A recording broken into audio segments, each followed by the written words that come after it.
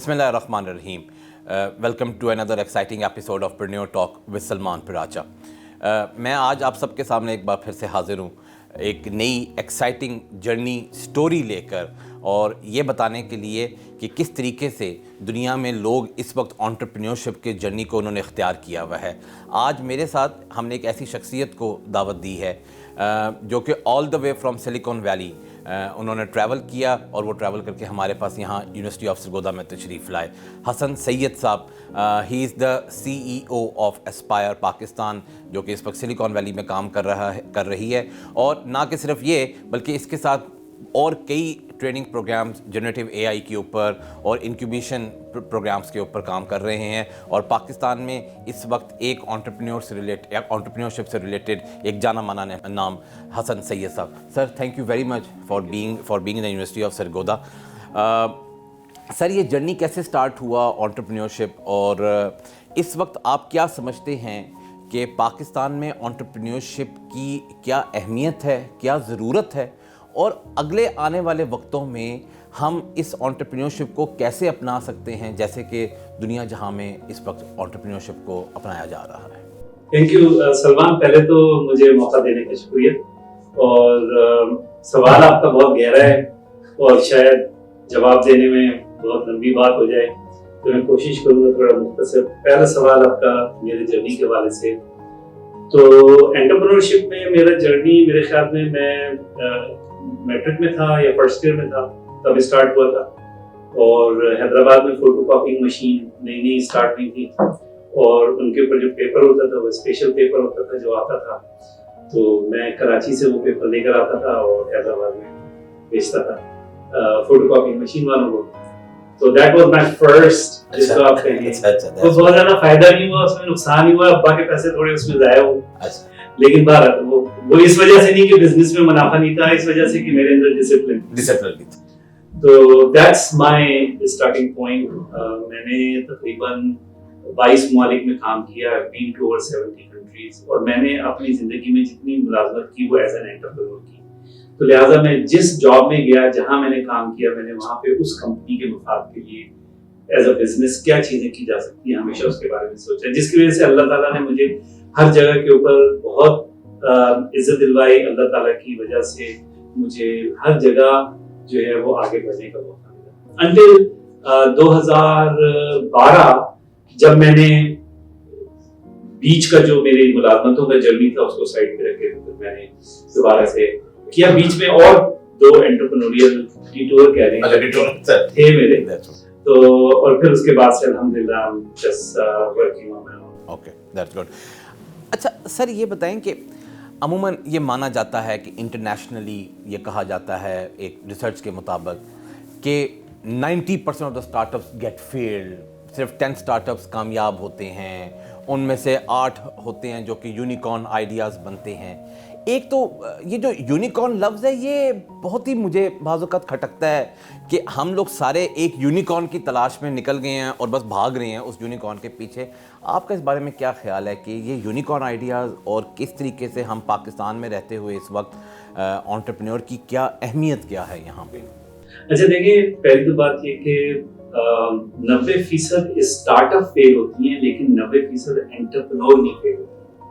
तो 90% startup fail होने के बाद लेकिन 100% एंटरप्रेन्योर कामयाब होते. ये आप समझ, एंटरप्रेन्योर नाकाम नहीं होते.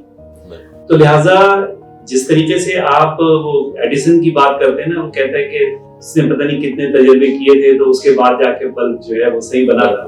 तो he said that I learned that many ways how not to make a bulb, right? A light bulb.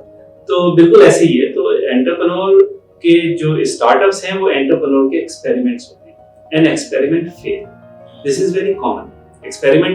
Her experiment कामयाब नहीं होता, और ये हम हर जगह देखते हैं. ठीक है. सो हमें हमेशा स्टार्टअप को एज अ फेलियर नहीं देखना, हमने देखना है startup is an experiment that added to the experience of the entrepreneur. Are entrepreneurs are failure? सवाल ये.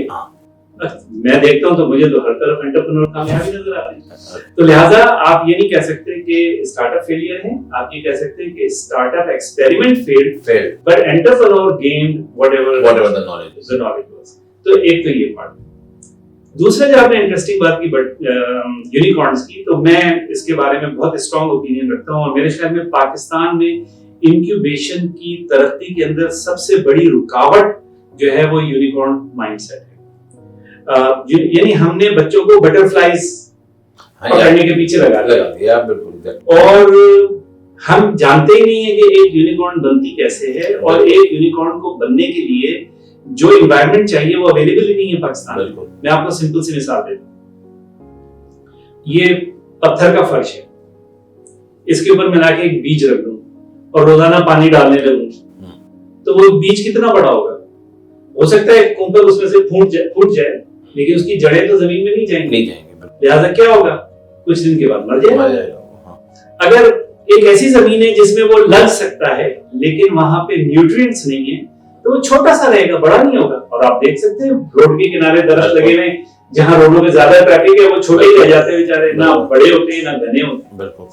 تو بالکل ایسے ہی ایک یونیکارن کو بننے کے لیے, اتنا بڑا تناور درخت بننے کے لیے جو نیوٹرینٹس چاہیے ہوتے ہیں وہ پاکستانی معاشرت نہیں پرووائڈ کرتا.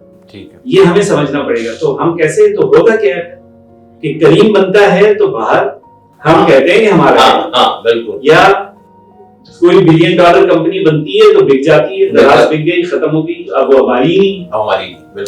تو کنسیڈرنگ دیٹ ہمیں یہ سوچنا چاہیے کہ کس طرح ہم ایک یونیکارن کا مطلب ہے $1 بلین کی کمپنی, رائٹ؟ یونیکارن از $1 بلین. میں کہتا ہوں 1000 ملین ڈالر کمپنیز بنا لو پاکستان میں. That is as good as a unicorn. It will create more jobs. اس کی زیادہ jobs create کرے گی, زیادہ لوگوں کو فائدہ ہوگا. ایک بندے کو نہیں فائدہ ہو رہا, پھر 1000 بندوں کو فائدہ ہو رہا ہے, اور ان کے ساتھ جو لوگ لگے ہوئے ان کو فائدہ ہو رہا ہے. تو ہمیں پاکستان میں اپنا مائنڈ سیٹ چینج کرنا پڑے گا. ہم بنائیں گے $1 بلین کی کمپنیز, ہو سکتا ہے 10 سال کے بعد, 20 سال کے بعد, لیکن ابھی ہمارے لیے ہمیں پہلے یہ $1 ملین والی کمپنیز. میرا اس سے ملتا جلتا, آپ کیونکہ مجھے آپ کی مصروفیت کا بالکل اندازہ ہے اور میں چاہتا ہوں کہ ہم کم وقت میں آپ سے زیادہ نالج حاصل کر سکیں. کیا آپ سمجھتے ہیں کہ ہمارے ہاں یہ جو اب آج کل بالکل ایک مائنڈ سیٹ, اب انٹرپرینیورشپ کے اوپر ہم بالکل گامزن ہیں, اور ہم نے ہر طرف اب ہم انٹرپرینیورشپ کی بات سن رہے ہیں, اور یا ہم زیادہ تر لوگ جو ہیں وہ IT کی فیلڈ میں کہتے ہیں کہ ہم وہاں جا کر ای کامرس کے کام کریں گے. کیا انٹرپرینیورشپ صرف یہ ہے کہ ہم کسی بزنس کو پروفیٹیبل تک لے جائیں, یا انٹرپرینیورشپ یہ ہے کہ ہم کوئی ریالٹی کے اندر صحیح پرابلم ریکگنائز کر کے اس کا سلوشن نکال سکیں؟ کیونکہ مجھے یہ لگ رہا ہے کہ شاید ہم نے انٹرپرینیورشپ کو یہ سمجھ لیا اب کہ بس ایک چیز خریدی اور آپ نے اس کو اگر آگے 10 روپے پہ بیچ دی تو شاید بس یہ ہم نے پروفٹ بزنس کر لیا, نہ کہ یہ کہ ہم اس کو یہ سمجھیں کہ ہم نے اس کو کس طریقے سے آگے موو آن کرنا ہے. بہت اچھا سوال ہے. آپ کے سوال کے 2 پہلو ہیں, میں دونوں کے اوپر جواب دے دیتا ہوں. تو پہلا پارٹ یہ کہ یہ جو انٹرپرینورشپ ہے یہ کوئی نئی چیز نہیں ہے. انٹرپرینورشپ تو ظاہر سی بات ہے ہزاروں سال سے ہے, جب سے انسان ہے جب سے انٹرپرینورشپ ہے. اور انٹرپرینورشپ جو ہے میری نظر میں آزادی کا نام ہے, کہ رزق کی آزادی حاصل کرنے کی جو جدوجہد ہے وہ انٹرپرینورشپ ہے, کہ آپ نے رزق کو اپنے آزاد کر دیا. اب آپ کسی ایک انسان کے جواب دہ نہیں ہیں, جبکہ پاکستان کے سسٹم میں عام طور پہ ہم لوگ ہیں, اور جس کی وجہ سے ہم اپنے آپ کو ذہنی طور پر اور معاشی طور پر غلام تصور کرتے ہیں آج بھی. تو یہ تو انبیاء کا طریقہ کار ہے کہ رزق اپنا خود حاصل کرنا چاہے زمین سے حاصل کرے. خود حضور اکرم صلی اللہ علیہ وسلم کی حدیث ہے کہ 10 میں سے شاید 9 حصے جو ہیں کاروبار رزق کے. تو ہمیں تو یہ ہمارے مذہب سے سکھایا جا رہا ہے. تو انٹرپرینورشپ از ویری امپورٹنٹ. اب انٹرپرینورشپ میں آپ نے ڈسٹنکشن جو آپ کریٹ کر رہے ہیں, ایک ہے ٹریڈر والی انٹرپرینورشپ, بائی اینڈ سیل, ایک ہے مینوفیکچرنگ والی entrepreneurship where you are producing something, اور ایک ہے پرابلم والی انٹرپرینورشپ جس کو میں کہتا ہوں ویلیو بیسڈ, کہ آپ ویلیو کریٹ کر رہے ہیں کسی پرابلم کو سالو کرنے, رائٹ؟ سو ویلیو کریشن جس کو کہتے ہیں. یہ سب انٹرپرینورشپ کی قسمیں ہیں. اب اس کے اوپر فلسافیکل ڈیبیٹس ہو سکتی ہیں کہ بھئی یہ زیادہ اچھی انٹرپرینورشپ ہے یا وہ زیادہ اچھی انٹرپرینورشپ ہے. all are an attempt to create a freedom.